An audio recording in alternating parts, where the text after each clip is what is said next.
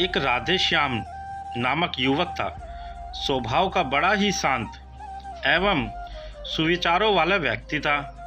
उसका छोटा सा परिवार था जिसमें उसके माता पिता, पत्नी एवं 2 बच्चे थे। सभी से वो बेहद प्यार करता था। इसके अलावा वो कृष्ण भक्त था और सभी पर दया भाव रखता था।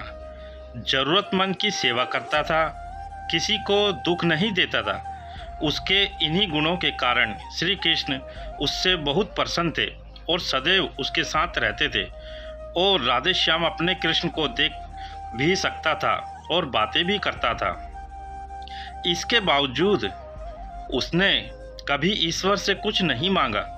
वह बहुत खुश था क्योंकि ईश्वर हमेशा उसके साथ रहते थे, उसे मार्गदर्शन देते थे। राधे श्याम श्री कृष्ण को अपने मित्र की तरह ही पुकारता था और उनसे अपने विचारों को बांटता था। एक दिन राधे श्याम के पिता की तबीयत अचानक खराब हो गई।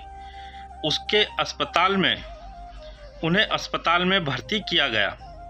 उसने सभी डॉक्टर के हाथ जोड़े, अपने पिता को बचाने की मिन्नतें की, लेकिन सभी ने उससे कहा कि वो ज़्यादा उम्मीद ना दे सकते और सभी ने उसे भगवान पर भरोसा रखने को कहा।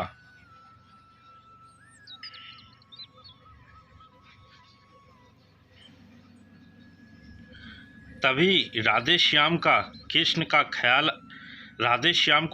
ख्याल आया और उसने अपने कृष्ण को पुकारा। कृष्ण दौड़े चले आए।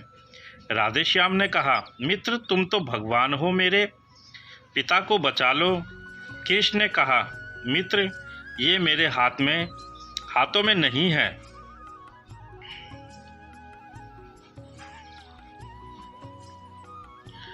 अगर मृत्यु का समय होगा तो होना तय है।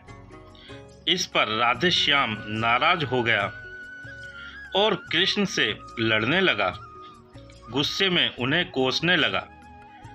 भगवान ने भी उसे बहुत समझाया पर उसने एक ना सुनी। तब भगवान कृष्ण ने उससे कहा, मित्र मैं तुम्हारी मदद कर सकता हूँ, लेकिन उसके लिए तुम्हें एक कार्य करना होगा। राधे श्याम ने तुरंत पूछा, कैसा कार्य? कृष्ण ने कहा, तुम्हें किसी एक घर से मुट्ठी भर ज्वार लानी होगी और ध्यान रखना होगा कि उस परिवार में कभी किसी की मृत्यु ना हुई हो। राधे श्याम झट से हाँ बोलकर तलाश में निकल गया। उसने कई दरवाजे खटखटाए। हर घर में ज्वार तो होती, लेकिन ऐसा कोई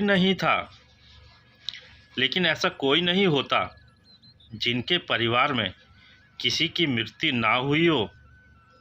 किसी का पिता, किसी का दादा, किसी का भाई, माँ, काकी या बहन 2 दिन तक भटकने के बाद श्री राधे श्याम को ऐसा एक भी घर नहीं मिला।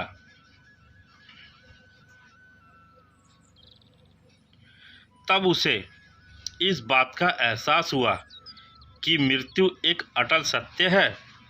इसका सामना सभी को करना होता है। इससे कोई भी नहीं भाग सकता और वो अपने व्यवहार के लिए कृष्ण से क्षमा मांगता है और निर्णय लेता है जब तक उसके पिता जीवित हैं उनकी सेवा करेगा।